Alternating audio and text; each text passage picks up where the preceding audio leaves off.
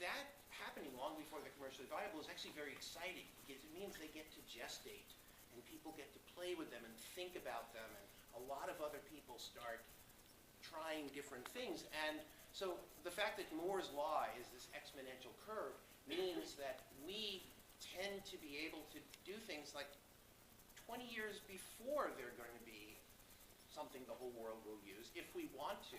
And we can kind of know, like within a decade or so, hey, something's going to happen if we start this.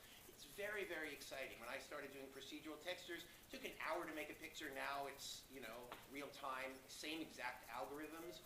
And it was very exciting to be kind of part of that process. So here's a picture. Can anyone name who this is? Anyone know who this is? Ivan Sutherland. What year was this? 1968, exactly. That first VR system, the Damocles, sword of Damocles, because it was this big stone structure that hung over your head, and if it fell on you, you were in trouble. And so 1968, almost half a century ago, about 5 years after he did Sketchpad, he and a small team did virtual reality. This is kind of what they superimposed a person there, so you'd see kind of the scale. But this is kind of what they saw. And they were able to walk around in these virtual spaces. And so none of this is new. It's really just a question of when does it become commercially viable. And heroically, around 1986, Jared Lanier tried to bring it out and form VPL, and it was still too soon. And people have periodically tried that through the years. And now I think in the last year or so, the latest attempts to do it have sort of coincided with where Moore's law is, and mobile devices, and GPUs, and IMUs, and all of these things. So we're in a very exciting time because what Ivan thought about 45 years ago is now about to hit hundreds of millions of people.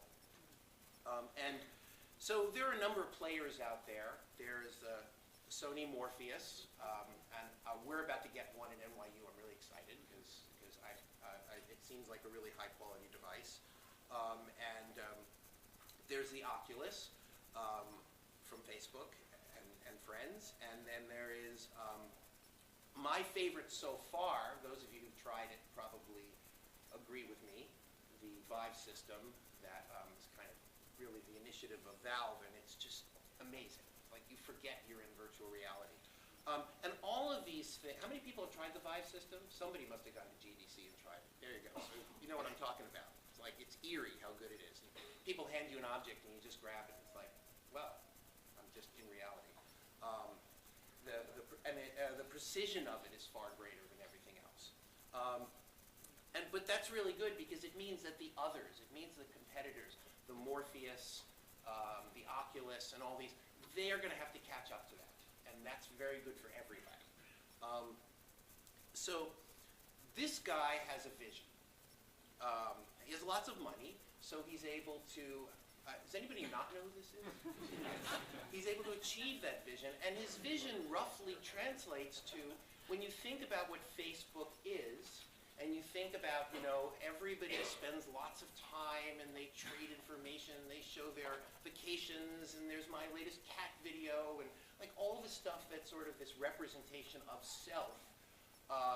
And of course, while you're representing yourself, you're putting information about yourself, high-quality labeled information, which means it's much more valuable than what Google can scrape because the users themselves are creating the value with their labeling.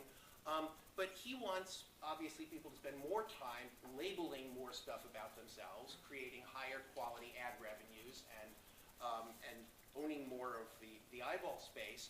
And so when you think about them buying a VR company, they're sort of promising something, that looks like this. This is a little movie from 1982. These people here, the idea is that they feel like they're in this vast world, and they're adventurers, and they're running around. But if you think about the commercial horizon, what's possible now, what's possible in the next few years, what can Mark Zuckerberg really be saying, I offer you? The people who are having the experience of being Tron and Flynn and Ram and and all these cyber warriors, they're sitting in a chair. Maybe they're moving their head around a little bit. They're not standing up because if they stand up, somebody gets sued. So they're virtual warriors, and there's a vision for the future which worries me, because that vision for the future, people think they're doing this, but they're actually doing something more like this. And I do not believe that society is ultimately self-destructive. I think it self-corrects, and I think that eventually, maybe not in the next few years, we're going to move beyond that, because, and here's where I get to the a slightly meta version of all this. The reason we're all here, when you really sort of zoom out and zoom out and zoom out, the reason we are here is that we have something in common. We have this legacy of hundreds of thousands of years, millions of years, depending on how you count it, which is that we all have these human brains. And as far as we know, there's nothing in the universe except us that is human brains. And there's nothing we've been able to find in the universe that is anything like the human brain in complexity and in, from our perspective, complete wonderment. And in our lifetime, there is no indication we're going to be doing any interestingly effective hacking on the human brain. It's kind of a fixed artifact. We can put things around it, but it's what we have to work with. It's the big power and the things that come with it, mostly language, and the fact that the brain kind of wants to work through senses. It wants to walk around. We're bipedal creatures. When I put my hand here, I know exactly where my hand is without looking at it, because I have this wonderful proprioception. I've got all this rich data feeding into my brain, and it wants to be connected to a body. So disconnecting the brain from the body, not having a healthy body, not exercising, is kind of attacking right at the core of what we have to offer as people who are offering the future of media, the future of information-related experiences. So ultimately, maybe not the next few years, but ultimately, it all has to become body-centric in some non-trivial way. It can't be the people from Wall-E. So I was blown away by the Valve demo last May. That's when I started taking things seriously, when I went out to Valve and I put the thing on, and I suddenly realized perfect artifact-free virtual reality, but there was still a big wire trailing. But then in September, Mike Woods at Framestore invited me down to Spring Street, and he said, "Here, try this." And the Gear VR had just come out, and and I tried cardboard, but it's cardboard. It's cute, and it's clever, but it's meant to be low rent. You put on the Gear VR, and of course there's no position, but the orientation, tracking, that little IMU there, everything they worked out, the distortion isn't so bad, so when you turn your head, it's barely noticeable. It sort of got to a certain level where I said, this is great because I'm on a phone, there's no wire trailing, I know what this means for me. This means the stuff that I've been wanting to do with my students, which is what goes beyond sitting there in a deck chair is something we can do. And while I was sitting there wearing this thing, I was already adding up the cost of buying a motion capture system. Because I said, you just got to put these things together. This is my opportunity. So we went out and we said, let's blow our minds. Let's go into 2001 Space Odyssey. Let's think about everything that's possible. Let's treat ourselves. Let's spend money because we're research people. Let's, kittens and puppies and delicious desserts, and let's not be stuck with what some commercial provider is going to provide us, because we're doing research. We don't have to make money. So we bought an OptiTrack system, and it was a collaboration with Luc Dubois, who's also at NYU, and Frank Lantz, who runs the Game Center. We all sort of chipped in for it, and we have this room, and we do different projects with it. But my goal for this was, finally, we're going to be able to walk around freely in a room and have something that's holodeck-like, and everybody can just decide, I'm going to cross the room, and I'm not going to lose quality when I cross the room, and you and I are sharing that room together, and we really feel we're present. And we make this into a platform for all different kinds of research, and I'll talk a little later about some of the technical issues, but this is the dream. So now, how did we do this? Connor DeFonte, who's here, right, who's a brilliant PhD student at NYU, he went around and he started taking photos of the walls of the room we were in,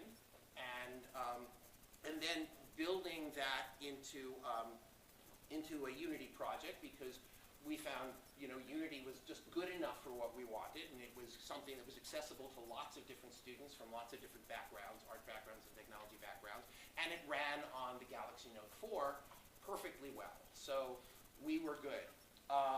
We ended up doing sensor fusion in the sense that the thing that turns out to be really, really critical is when you turn your head, this thing had better turn very quickly. So the OptiTrack was great, but sometimes the markers weren't perfect. So we end up using the orientation sensor from the IMU that's in the Gear VR, and then we use the orientation from the OptiTrack system, which is a mocap system, to fix it up, to give ourselves some ground zero.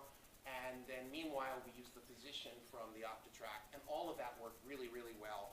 And Connor's main partner in crime was Zach, who's over here. And it happened that so by the way, this is what you're seeing. This is the room recreated as itself in Unity with someone wearing the headset. So it's basically the same thing you just saw, but now the virtual version of itself. Because our thought was, and this was slightly political, which is when you put the thing on, you should be exactly where you were before you put the thing on.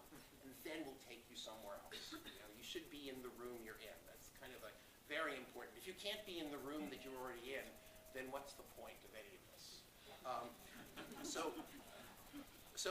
But it's funny because when he took the picture, it turned out that, and we didn't know this was going to be the final one, Zach happened to be sitting there next to this table, and so Connor takes this high quality picture and everything goes through production, goes into Unity, and so now every time you go into the room, Zach is in the picture.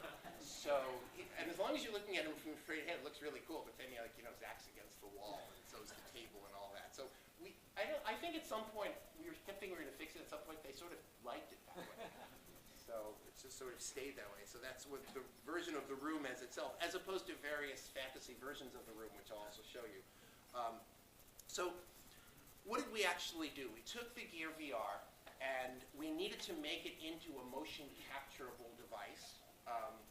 And to do that, we used lots and lots of gaffer tape. And these things here, these items here, that's what's called a rigid body. When you have at least 3 of these things, ideally 4, ideally 5, then the OptiTrack system can see each of them as a bright point in space. There are 16 cameras. In our case, there are 4 against each of the walls. Just in case you were wondering, it's 25-foot by 25-foot room. They're in half an inch, so the OptiTracks are in a 24-foot by 24-foot area with 4 against a wall. And between them, they take all of those pictures of all the dots. All they see is the glowing dots of retroreflective markers. They don't see anything else. But they see those dots with very high sub-millimeter precision, 240 times a second. And then they're running, they're inverting matrices like crazy, and then telling you every 240th of a second exactly where all the dots were. And if you tell them that some of these dots are part of a rigid body, they'll give you not just position, but also orientation of that. And therefore, if that's attached to any particular physical object, now you have very high quality position orientation of that object at a multiple of frame times. So it's definitely good enough. These are medical instruments from a future century in a fictional universe. And I always like this picture because they look different from each other. It's not like, oh, it's not like one thing. So even in the far future, people are going to have instruments that look different from each other. And if we think about the future of humanity, we have to think about people having hands and having bodies and having fingers. These fingers are amazing, and our ability to feel things, my ability to just reach over here and just know everything about this thing without ever looking at it. It's incredible what I can do. I could take the cap off and start writing with it without ever looking, blah, blah, blah. I didn't plan this, I just did that. And so, so when you think about tools, traditional tools, many of these tools took centuries to evolve. The hammer evolved, and every single one of them feels very different from all the others. When you reach into a toolkit, you know from first feel what it feels like. It's amazing what we can do with this. We can bang the hell out of something with a hammer, or we can very, very delicately carve with something else, and we're using exactly the same hands.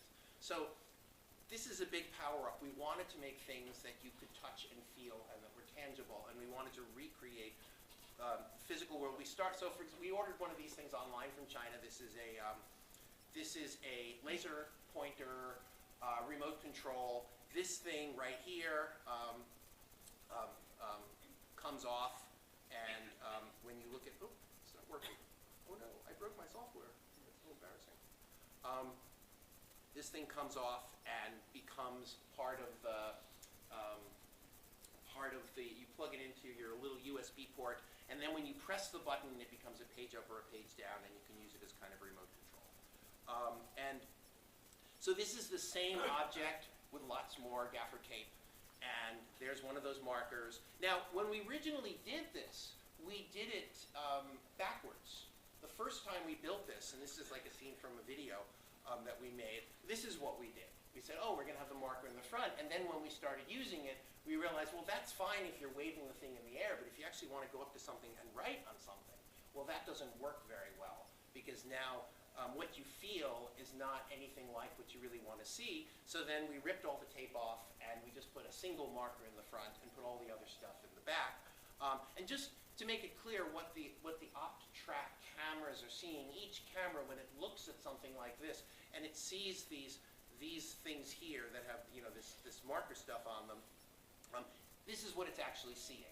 Everything else is very, very, very dark, and the retroreflective stuff looks super bright because every one of these cameras basically has a ring of infrared LEDs coming from the camera, and nothing except light that goes right back to the camera gets seen by that camera. And these things have to be round, and they are, so it all works. So we were having a great time. We're like, wow, we have physical objects. What other physical objects can we have? Well, maybe I can have portable whiteboards. So the way we make a portable whiteboard is we went online again, and we bought one of these mobile stands that's meant to support flip charts. And we bought we needed something that wasn't going to interfere with the optical tracker. So we bought some plexiglass, and we mounted the plexiglass, again, with duct tape, right onto this thing. And if you look very carefully, you'll see on the four corners here, here, here, here are little retroreflective markers. And the OptTrack sees those things, and now it sees a rigid object, and as we wheel this thing around, we have a wall. And that wall can be a display, it can be a drawing surface.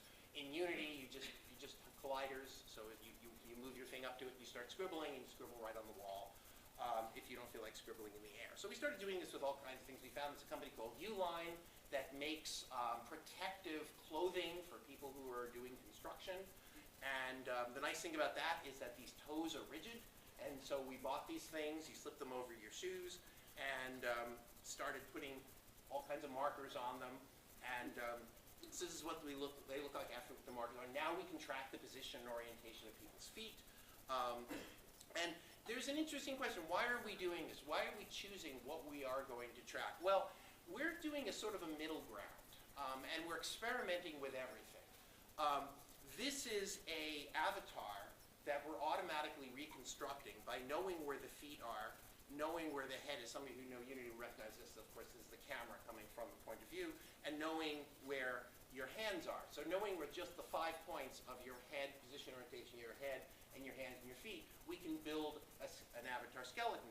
Now, there are two directions we could go from here, and we've played with them both. One direction we could go is just put someone in a general motion capture suit and go for it. And this would give you much, much more accurate avatars. Then you really, really get the super precision of exactly copying what somebody's movement is, but it takes 45 minutes to put on one of these suits and calibrate them. And so you have to really think hard before you're going to go this route. This is not casual use. You can also go the other way and say, oh, I'll just use a Kinect. And the Kinect is wonderful because you don't have to do anything. Especially the Kinect 2 has wonderful multiple people skeleton tracking. I'm sure a number of people have worked with it. But it's not as precise, and it has this sort of little lag, which is unfortunate because it's operating at much lower frame rates. And if somebody walks behind a table, you don't see them anymore. So we're finding that this middle ground of just having people slip something on their feet, put something on their wrist or something, and walk around with their headset, and then building an avatar from that is doing everything we want. We're very happy with it. It also means we can make protean characters that change their size, their shape, et cetera, because we now have the sort of the key active parts of the body. So going back to the room and thinking about bringing things to life in the room. We could even bring the furniture to life in the room. This is the point where I do something totally gratuitous, and I show a picture of Philip Rosedale, because it's not every day that we get, the founder of Second Life and High Fidelity visiting our lab, and so we're super excited. Said, oh, we have to take a picture of him, put him in just to prove he was there. So see, now I've embarrassed you in front of everybody. High Fidelity is probably going to end up being, I'm guessing, is probably going to end up being the Apache server of virtual reality shared worlds, but we'll see. That's my guess. And so going back to the room, take a piece of furniture, take a table, and all you have to do is put little markers on it. So here we have some markers on the corner. There's a slightly different shot so we can see it closer. And if you put these little markers on the table, right here, and then one here, and then one here, and maybe two on the other corner, now it's a rigid object. Somebody sees that table as a table in the room. The table's on wheels. If they move it, if objects on it are tracked, those objects are moved. Everything feels like what it looks like, and if you move it, it moves, and everybody in the room sees it move. So again, we're trying to create a world that has tangible things in it. We also bought some hard hats from the same company, put lots and lots and lots of gaffer tape on them. You don't really want to have shiny things, because shiny things confuse the Optitrack. And tried really big markers. These are styrofoam balls that we bought from an art supply store, and we wrap red reflective tape on them. So everything's basically gaffer's tape. My friend Josh Pines, who worked at ILM, told me when they were working on the Star Wars movie that they had a joke at ILM that gaffer's tape is like the Force. Some of you probably know this, because it has a light side and a dark side, and it holds together the universe. We found this to be the case. So now I'm going to show some cool videos, and then I'm going to talk about some more stuff afterward. So here's some shots of stuff that we put together. So for example, here's a shot of Claire, who is right there, in the VR setup, and she cleverly mounted her own GoPro on this, so at some point you'll actually see in real life. This is what she's seeing. She's in a world that looks just like pretty much the world we're in, and then David over there modeled a world that looks a little more like the world of Goodnight Moon.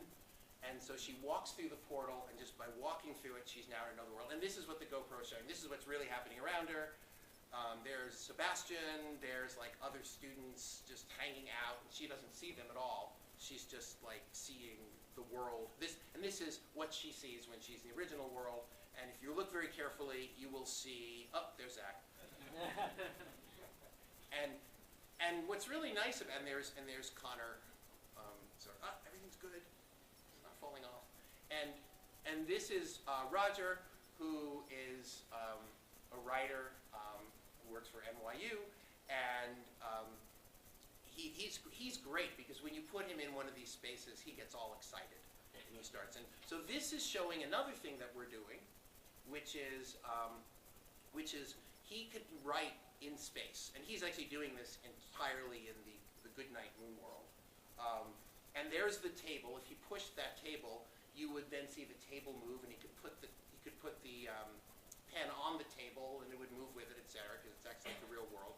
And once he makes his drawing, then he's able to move around and see it from all different angles. Interestingly enough, we put a lot of effort into trying to make that board where you could sort of write on it. It would feel like you were writing on a solid thing, and et cetera, et cetera. And this is what he looks like in the real world while he's doing this. And it turned out that people much preferred just to write in the air. Like, oh, writing in the air is really cool. So, and this is Roger, I believe, making a cocoon for himself. I think you called it a cocoon. Yeah. And just creating this like wonderful like spaghetti-like trail all around him in the world. And then you can see one across the room, that was done before. People just really like making these sculptures in the air. It feels very natural when you're doing it. So this gives you a sense of what some of this is like. And then Now, having done all this, we can then ask slightly weirder questions. Oh, sorry, I missed your reaction shot. Sorry, yeah, cool reaction shot. Like his mouth is open. And I was going to explain to you, it's like, no, we didn't tell him to open his mouth. It's just, you're a very good subject for this, I have to say. So then there was this other piece that that David put together with his brother, who's a physicist, and they were asking the question, what would it be like if I could shrink down to the atomic level and I could walk into a room where I was at the level of atomic orbitals, and I could see the s orbital, the p orbital, the n orbital, and I was right there. And in the actual experience, he added a sound effect. So as you get closer, there's this humming sound that gets louder and louder as you get closer. And every single person who goes into this space says, if I get too close, am I going to get radiation poisoning? Like, it's amazing how completely convincing it is. Like, this is dangerous because it sounds like that. And so this is a more mysterious kind of world. So what was exciting to us is that people just accept this. They're like, okay, I'm in this world. This is where I am. I can touch objects. I can move them. And you very quickly stop thinking of this as weird, mostly because you're voting with this is what's actually happening in the world around him while he's wandering around the space. People are obviously ignoring him. And I think there's something, and I think speakers here have said before, but I think there's something very profound about the fact that you're not even thinking of yourself as being in a virtual space. And that's the most important part. It's kind of less interesting and like, oh, I'm in cyberspace. What's more interesting is, no, I'm in reality. It's just a different reality. So now what I'd like to talk to you about is, what are we going to do next? Well, there is this brilliant guy who's also a pioneer in game development who, for the last 10 years, has been working on these amazing optics. His name is David Allen Smith, and we're playing with some of his optics now. This is what this thing looks like. It's much, much, much better than what you can get with something like a nyvr or any of these commercial things. I think the Vive system from Valve is kind of on par with this, except that he's probably going to sell these for well under $100 within the next year. And it's so lightweight. These things fold up. You can put them in your pocket right next to your phone. And they have what's called collimated optics, which means that it doesn't matter how close or far away they are. It still works. As you move it away from your eye or toward your eye, what's called eye relief is variable. And from our perspective as researchers, this is much more interesting in a way than nyvr, because we start with this. We can take any phone. We can hack it and run Linux if we want. We reclaim the micro USB port to use for whatever we want. One of our PhD students, Chris Schlachter, just went out and bought for our team an NVIDIA Shield because it gives him the Tegra chip, which is much more powerful. You can run actual geometry shaders, which if you're trying to do anything that's very exciting with volumetric rendering or light transport is much more interesting than what's exposed to you with the generation before, for example, the Galaxy Note. So you put one of these in front of one of those, and then you start adding things like, oh, you just go online and buy an IMU. They're not that expensive, and now you have your own IMU. And the fact that you have variable eye relief and the thing is open means that we can just take tiny little cameras and start pointing them at you, even behind the thing. And now we can start doing the 4 things that you want to do with gaze tracking. One of them being, I see you as an avatar, I see where you're looking.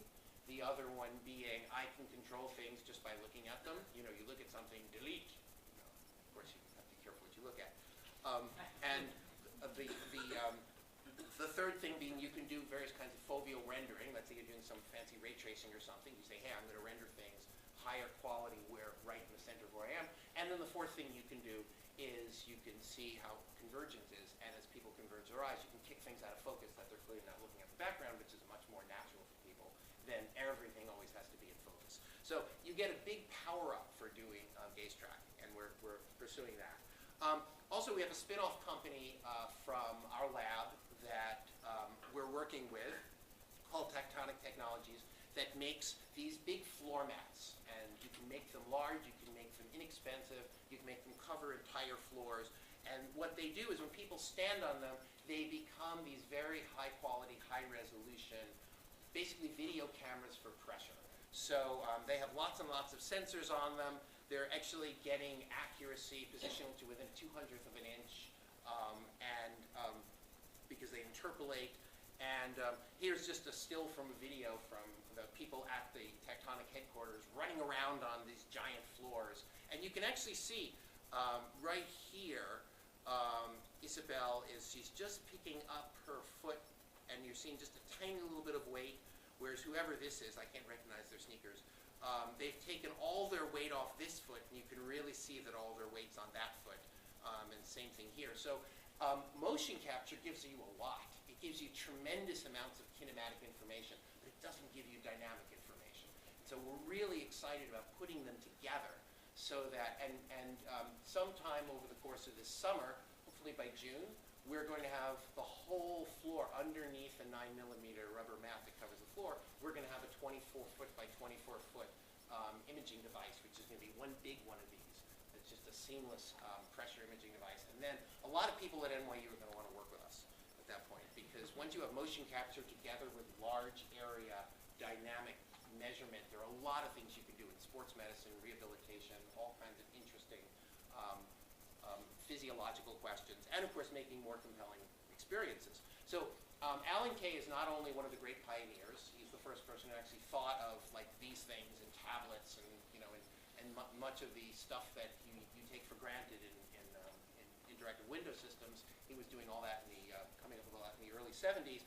He's also funding a lot of our research, and we're working closely with his team, and his team includes amazing people, Vi Hart and Brett Victor and all kinds of cool people like that. Jaron Lanier, some of you might know that Jaron Lanier in recent years has been working with Microsoft. He was one of the primary people pushing out first the Kinect and now the HoloLens. And he has an interesting attitude toward what we're doing. He said, okay, I get what you're doing.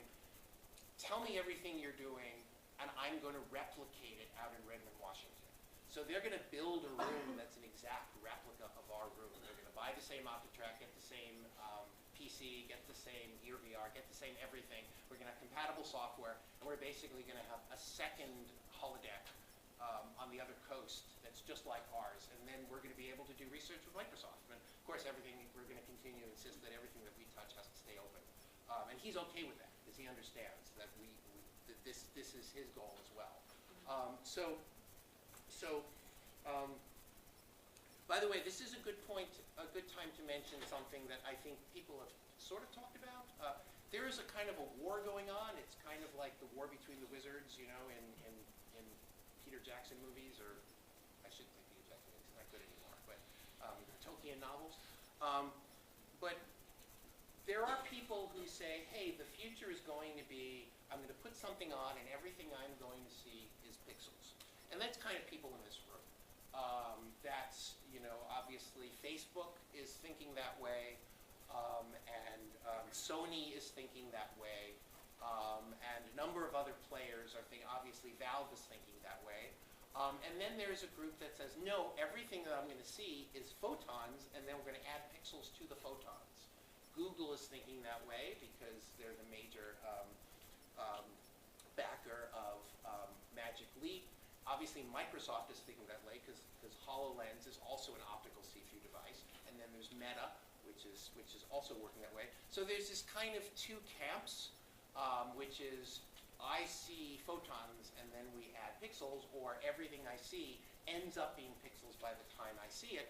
And I used to be in the augmented reality camp, where I'm seeing physical reality. And then I decided that if I really want to think about what people are going to do eventually, Moore's law is going to continue, and eventually turning things into pixels, doing whatever you want with them, and then turning them back into photons here is going to be a superset of the other thing. So if we want literal reality, we'll be able to do literal reality. Meanwhile, if I want to have a conversation with you, and I want you to be right here, I can do that with rebuilding reality, but I can't do that with any purely optical method. So we've now thrown our efforts into pure VR because we think it's what's going to be interesting in 30 years or so.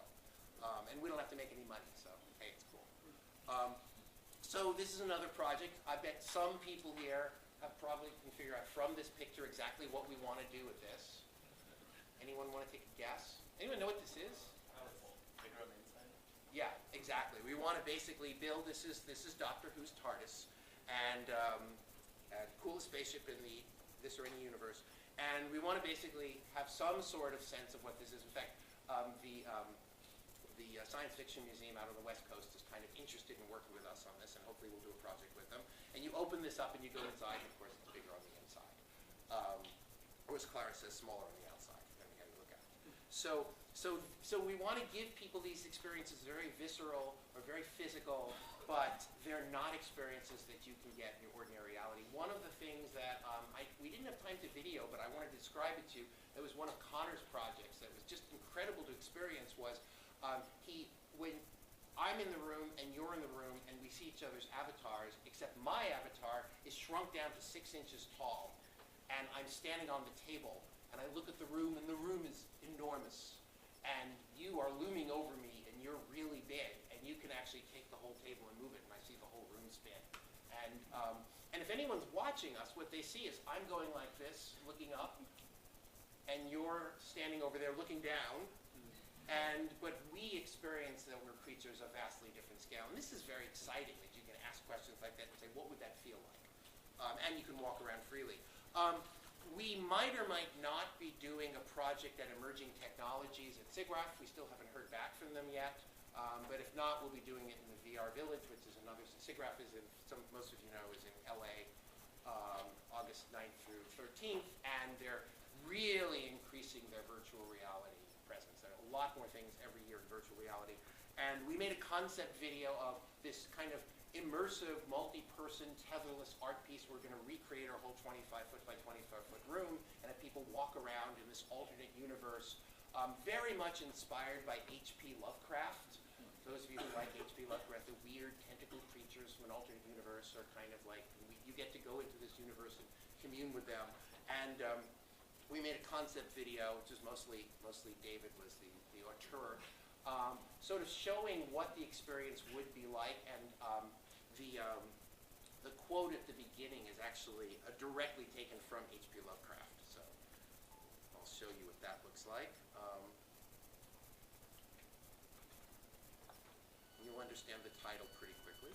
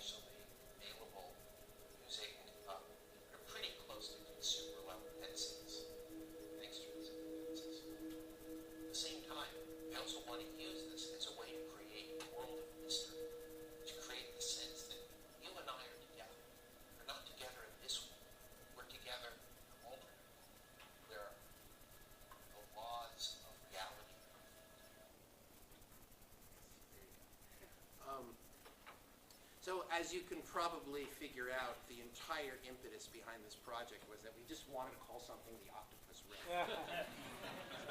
I admit this freely. Come on, wouldn't you do the same? Yeah, right? So there you have it. Okay, let's go back to the long nose, because now I want to talk about where the long nose might take us in the future. We already know that Ivan Sutherland thought of like all the essential ideas 45 years ago, and we've been sort of filling in. But what about going forward? How can we even model what is going to happen next and next and next and next as Moore's law continues to advance? So any idea starts out very, very small, and anything that's an interesting idea is just, it starts out embryonic. Nobody notices it for a while. No, many things that we take for granted now weren't noticed when they first, the transistor was a kind of a weird oddity in its very first version, and then of course it took over the world, as did many other things. As moving pictures, there are many examples of this, but then eventually they become something bigger. And what's interesting is how do you get from that first thing to that second thing? How do you track it? How do you plan for it before it gets so big that it starts taking over the world?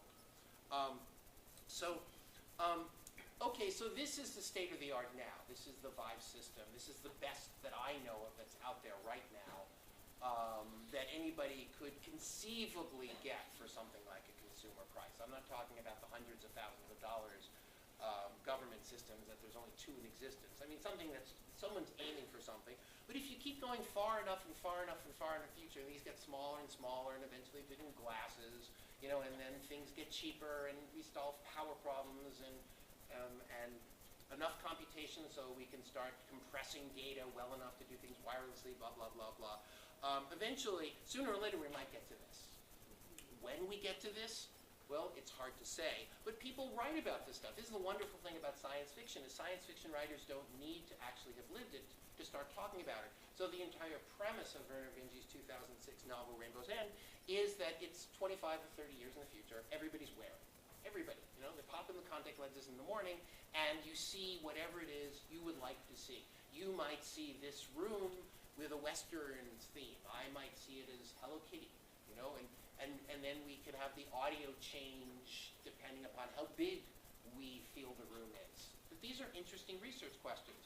It turns out in this world that the problems yet to be solved, the problems that are on the cutting edge, are what we might call feelies. How do I make something feel like it looks? How do I actively change the texture of something?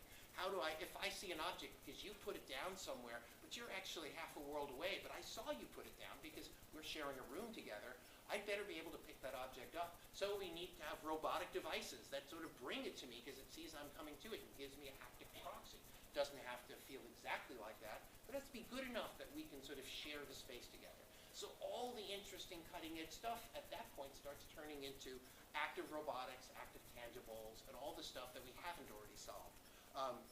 Some of you have probably read this great book. How many people have read Ready Player One? And you said, okay, here's a world where everybody is sharing virtual reality, and what are the rules? What are the rules for ethics? What are the rules for space? What does it mean? And what's interesting about this is not the things that change, but the things that don't change. The fact that people still feel like they want to be in a kind of a physical space, and that physical space, even though it's make-believe, is all about social status. And it's all about who's my friend, who's got the power, who's cool, etc.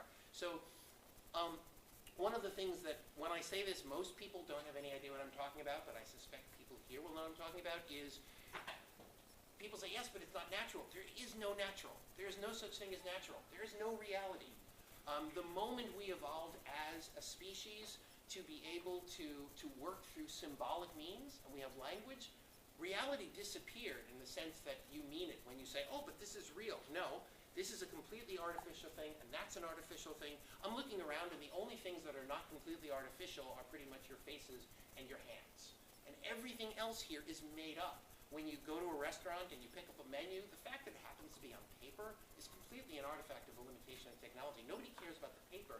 They care about the information that's printed on, and you can't taste that information, you can't hear that information, you can't feel that information, and it would look like total gibberish to any being other than a human, and it's entirely in our brains that the meaning of the menu shows up.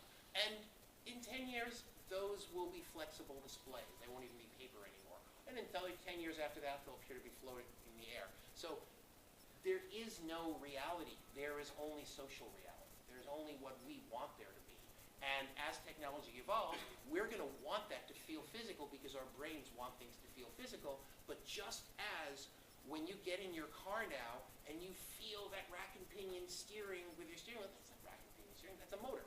You know, and it's pushing back and it's giving you this sort of, and you know, you hear the bell ring on your phone. There's no bell in your phone, but we want there to be a bell on our phone. We want to feel on the road, and we're getting information from that. So we're gradually adding more and more and more replacements, as Nicholas Negroponte says, we're replacing the atoms by bits, year by year. And as we do it, it doesn't become science fiction, it just becomes normal reality. So what's interesting about these books to me is not what's different, but what seems normal to everybody. And that's, to me, what's really exciting. So now let's do a little bit of prognosticating. Okay, 1985, more or less, questionable hairstyles.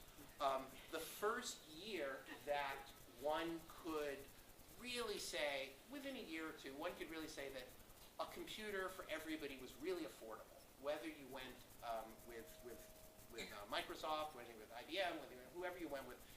5 years before that, it was weird hobbyist stuff, or it was these mini computers that you need to be in a university lab. But then everybody could sort of have one at home, and they didn't have to be like some sort of aficionado. Fast forward another 15 years, and this certainly isn't the beginning of the graphics processing unit. Jim Clark was doing graphics processing units like well before that. A good, almost 2 decades before that, he was trying to push the stuff that turned into silicon graphics. But around 2000 is when the dinosaurs fell away, when the sort of $30,000 box to be able to get any sort of 3D graphics got replaced by the chip that goes in your game card in your home computer, and average people, the consumer prices suddenly had 3D graphics acceleration. We entered the era of true 3D around 15 years ago. Now, I guess probably, somewhere halfway in between was the mobile phone, between those 2 target dates. And now we're in sort of just the beginning of anybody's going to be able to afford virtual reality. And that's why you're all here. So, but let's keep going 15 years in the future. I just want you to know, for those of you who haven't figured out yet, I'm kind of guessing a little, all right? I haven't been there, so sometime 15 years from now, we'll be somewhere on the transition from affordable glasses you don't think about putting on in the morning to affordable contact lenses. We'll be somewhere in there. The important point is that everybody will be able to wear something, and you won't think about the fact that you're wearing it. You go out into the world, and this stuff is just going to be there in the world as a social fact, because you will know that all the other people are seeing this thing, not when they're at home in their sort of Wall-E kind of game world, but when they're out on the street. And this is going to be a huge transition because in some sense this will be the dawning of the age of computer graphics, when our everyday lives are going to be completely interpolated through the medium of computer graphics, even when we just go to the store. And then you add another 15 years on top of that, 30 years, and it's done. That will have the, whatever, the eye implants. Every parent will say, well, my kid has to have those because all the other little kids can see better than I ever did when I was a kid, and they need access to information. And this is when it's all mature. This is when it's all finished. This is when we can start just thinking purely about content, and we're not thinking about the technology anymore, because everybody is seeing not virtual reality, but reality virtualized, which is a different thing. This is actual reality, but it's virtualized. And this is when you have to really, really be scared of the Mark Zuckerbergs of the world, because they know everything you're looking at. And unless you don't want them to know everything you're looking at, and there's no technological fix to that. That's a sociological fix, cultural fix, legal fix, legislative fix. And we need to kind of be tracking that. Everybody with me? Okay. So now, what's that for? Well, I love this picture because it's obvious that the gumball machine is fake. I found this on the web. It's really cool. And if I found an object that looked perfectly realistic, it wouldn't make the point. Because we're going to be living in a world where the objects that are being generated in our eyes are going to be completely intermixed with the objects that are physical objects. And this is an obvious point. Most of you have thought of this already, but if you and I are in a design session and we're sitting there in the morning and we're using our hands and we're making something and it's floating in the air and it's like this object, and when we go for lunch, we come back, the 3D printer printed it, the robot put it in place, and it's exactly where it was, except now we can touch it. So we're entering an age pretty soon where there's just a certain latency between the time the object that we already know is in the world is tangible. It's just going to take an hour. Okay, great. That object was always there. It's just I couldn't touch it before. So this stuff is all happening, and it's going to be normal. But it's not interesting. It's just objects. I mean, to me, what's interesting isn't objects. What's interesting is how people communicate with each other, and that's where I think things start to get. I want something like this. You know, I don't care that it's low res. I want to have my creature in my hand and it's looking up at me, and like there's a sense of interesting intelligence and interaction. And this is completely fake, by the way. I did this in Photoshop. And I want to be able to see four-dimensional objects. Am I the only person here who's completely obsessed about 4D? Is anyone else interested in 4 dimensions? It's okay, you can raise your hand. You're in a safe place. So, you know, I mean, I want to be able to say, hey, I know that a hypercube is kind of like a cube, except that it's got this extra dimension, and I can rotate around. And like, what's going on here, by the way, is that my red, green, and blue, and yellow are being mapped respectively to the X, Y, Z, and W dimensions. And of course, W, I'm only getting perspective, so it looks like it's just going away. But I can rotate in some other way. And now suddenly it's, whoa, it's like now I've got this other thing. So I really want to be able to deal with objects that are right there in front of me, but they're in a consistent 4-dimensional space. Maybe what I want to do is look at, even simple objects turn out to be very, very difficult. Like you take the simplest possible 4D object. You take the simplex, which is the equivalent of the tetrahedron, and you look at it in 4D, and it's really, really hard to understand what's going on. That little purpley guy in the middle there, can people see this, by the way? The lights aren't really coming, but that little purpley guy there is actually pushed out in W, but I can rotate it in another way, and now suddenly, okay. So problem is that intellectually I understand this, but I don't have a real good visceral sense of what this is. And I just got to show you one more because it's my favorite object in the whole universe, although it's kind of debatable whether it's in the universe. So this is the 4-dimensional shape that's colloquially called the 24 cell, which is the solution to the close packing problem. How many hyperspheres can you fit around a hypersphere? And it turns out it's the densest close packing in any number of dimensions up to infinity.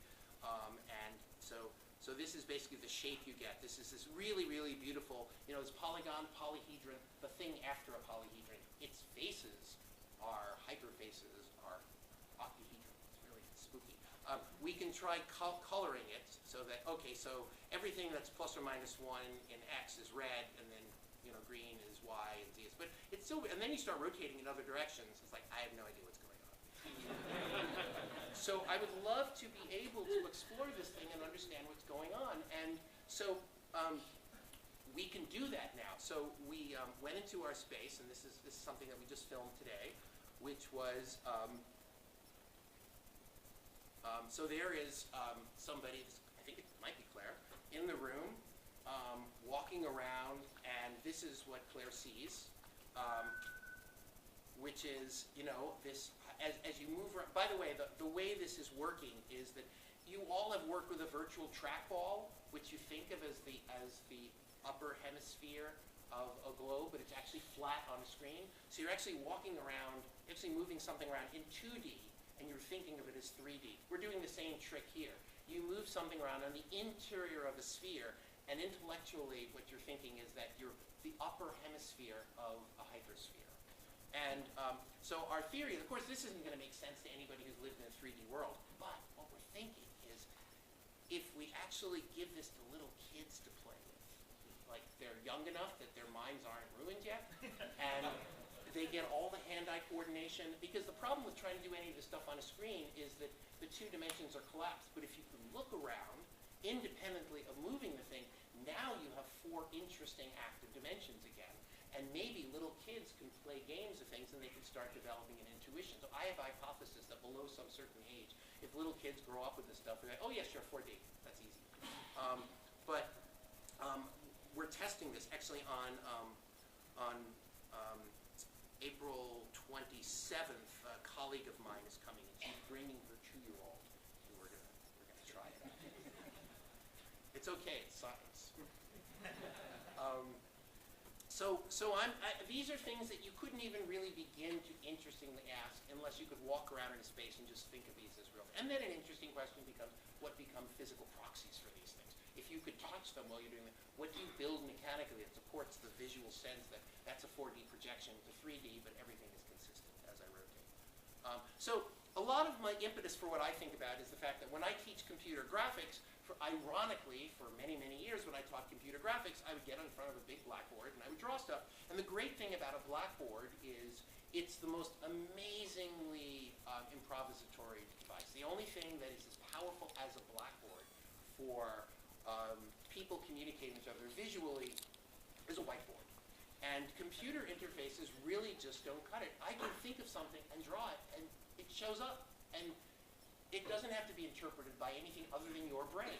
So we're working with a shared visual language. And I've been very intrigued by the idea that maybe we could combine the idea of smart languages, like visual languages, with smart immersive VR.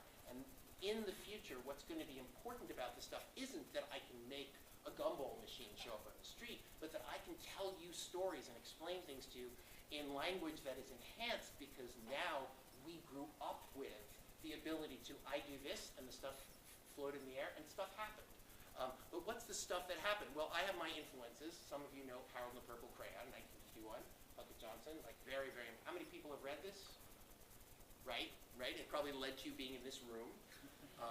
For those of you who don't know, it's a little kid who has a purple crayon, and whenever he wants something, he just draws it, and then he goes into that world that he just created at that moment. He wants a window, he wants a moon, he wants a bed, he wants a sea. Oh, he has to cross the sea, he draws a boat, he gets on the boat. And there's something very empowering about that, and some people will probably recognize there's Mr. Whoopi from Tennessee Tuxedo, which was a cartoon where every time this cartoon penguin got into trouble, he would go to this scientist who would open up what he called his 3D BB, which is his three-dimensional blackboard. And he would open it up in all 3 dimensions, and he started drawing things in the air, and they learned how television works and how the rain cycle and all sorts of cool things were taught to children using this. So I love this stuff. And I was thinking, I want to be able to do this. And so we started a project about 4 years ago. We called it Arcade. This is Murphy Stein, who was a PhD student, got his PhD, now he's working at Google. And the conceit of this was that we would draw in the air, and it was tracked by a Kinect. So we wrote a little tracker for the Kinect to track our fingers. And as we drew in the air, things would come to life and turn into various types of active objects. And I would give talks with this stuff. And you'd point the camera at me in the Kinect, and I would draw. And of course, there was nothing in the air. It's like I'm just drawing like this. Oh, look at me, I'm drawing a box. And then on the screen behind me would be a video projection of me where we would live composite the fantasy that I was drawing in the air. And every once in a while, I would look around, and nobody was looking at me. Like, nobody. Everybody was looking at that guy. Because everybody wanted to know, like, what's he drawing? And so we got this feeling of live performance, of what would it be like. But what we realized is that the interesting questions were not the questions about how do you make this sort of sparkly Princess Leia kind of stuff float in the air. The interesting questions were about what's the language. So we kind of fell back and regrouped and started thinking not about virtual reality. We thought we're going to get back to virtual reality, but right now we better think about visual language. So we started doing some things with visual language. We started doing things like, if I draw something, the very fact that I draw it is telling the computer what I drew, and now it sort of has behavior and it has mechanism. And if I want to find out about this thing. So this is all sort of being interpreted live, and I want to say, hey, what's the information here? And I can be looking at this data, as I'm changing things, and creating all these these fabulous things. Like, for example, let's say I want to I want to convey the idea of an animated character. So I draw this little animated character, and the animated character comes to life and has behavior and does various things. And so I can talk to you in a language that we both understand in ways that have all these power-ups. So whatever it is I want to talk about, there's this rich vocabulary that the computer understands to help us and that supports us in our shared communication. So for example, let's say I'm doing a lecture about procedurally animated characters. I can talk about the different parts of the characters, And I can open it up and eventually look at the algorithms. But, I start with a visual explanation, like, here's a little walking creature. So now the system understands walking creatures, and I can sort of bring it to life. Just, by the way, the movement there is noise. Those of you who wanted me to bring in a noise theme. And then, I can make him grow, and I can make him shrink, and I can move him around and stuff. But it can also he can also pay attention to me. By the way, just so you know, for those of you who don't know, these virtual stick figures love to be tickled. And, they have all these sophisticated behaviors. But then we started thinking, wouldn't it be great? Now, we want these things to exist in a world that's not just a 2D world. We want them to exist in a world. And this starts tying together what you saw earlier with Roger drawing stuff in the air. I don't want to just do this on a board. I want to do this between you and me. And as we develop the modality, and I can say, hey, I've got a little guy here, and he's got a little bit of behavior, and we know I'm talking about, this is kind of a very much a Randall Munroe kind of XKCD figure, then he now has all this behavior because I drew him, and he sort of knows. He's obviously kind of a sort of a smart rag doll. I can grab him, and he's got his own style. We can have him walk. He's got terrible posture. Here we go, much better. But you can imagine this guy being on that table between us. And I want to be able to do something as simple as drawing something, and he comes to life. I want to be able to make simple statements about things that I want and have the world to be inhabited because I made those statements. And you and I both have a shared language. We're all used to the concept of shared language, so that you know that if I draw something like this, we know what it's going to do. It's going to do something like that. And so that's none of this should be all that surprising to us. So meanwhile, what else do I want to show you here? Yeah, so while he's flying around like that, let me actually show you some other things. So I'm just going to let that guy sort of like have fun. So this kind of looks like a light bulb, but it acts like a light bulb.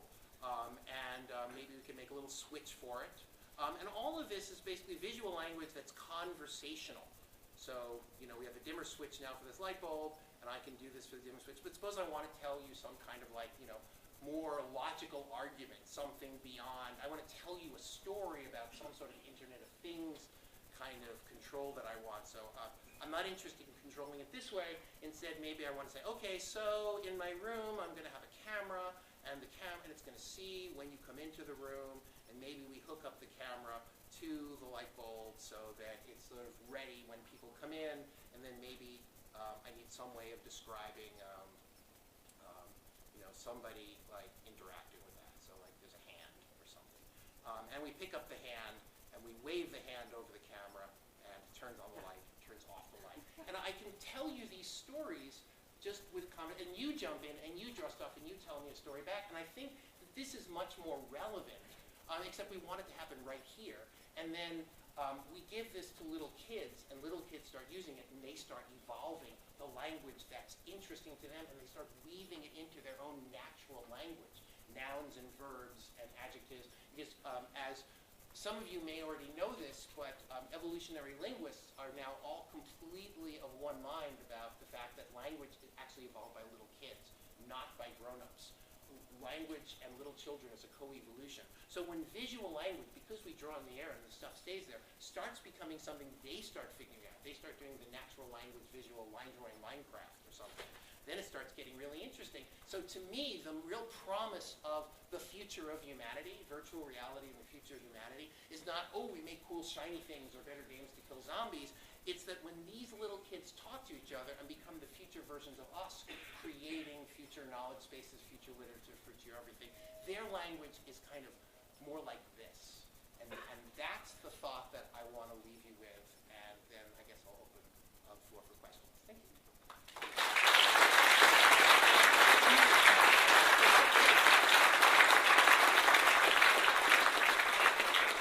Needless to say, many people obviously are involved and contributed to this, but these people actually put in extra special time that they put them into many other things. Every one of these people is a key person in the group of people that made all this you saw.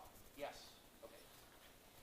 So those are two great books, Red People, Rainbow's End, and Ready Player One. And they sort of see the interaction quite a bit differently. It's true. Ready Player One, still kind of, sitting in our houses with rigs. Yeah, we're in Wall-E. Right. Well, Except that he there's- then loads the a best special rigs have- program right. to kind of like give him the auto exercises. Right, right. Because Or- Ernest Klein saw Wall-E and he knew he needed an answer for that. Yeah. But I mean, there was that point where Yeah. I Yeah, don't no, know don't for give it anyone away, that no, hasn't no, read it. no. But they do have the idea that there are these rigs that you can go to, sort of to, Right. because there's limitations in the real world, right? That room is only so big, so you can only represent so large a space effectively. Interesting design problem. Right. Do you think we'll have both, or do you think, I think that ultimately we've always, throughout all of human history, we've always split into I'm in the space where I'm playing, I'm in the real world where I'm doing serious stuff, and we've always had that. I don't see that that's going to stop. So I don't think, because someone reads a novel doesn't mean they don't go out into the world. And so way, way earlier in technology we saw the same pattern. So I think they're going to coexist, and they're going to you're going to share information across those two modalities somehow. We don't know what that is because we don't have the modalities mature yet. Yeah. Do you think that at some point this will become less human-centric and do more, like you talk about language, and I think communication to other mammalia or other forms Well, had before. I'm a big supporter of intelligence of all. I mean those cupcakes you saw, they were vegan cupcakes, just so you know. But in fact they were. But I think that we shouldn't make the mistake of thinking that we and an elephant are the same as each other. We should respect the elephant. And the elephant probably thinks we're idiots because we have these stupid noses that don't move, and therefore we don't have parts of our brain that control that. So it's kind of uninteresting to the elephant. And you can make similar arguments with, the way a dog's ability to locate things and its sense of smell. They have things we don't have. I'm not convinced that the emotional impetus is there for species, humans and others, to cross the vast gulf of conceptual thinking that separates us. I don't think this will be the thing that does that. I think if we and dogs were going to understand each other better, we were going to understand each other better before this. This isn't the thing that's going to make that difference. I think there are fundamental differences in the way species think that I don't think this is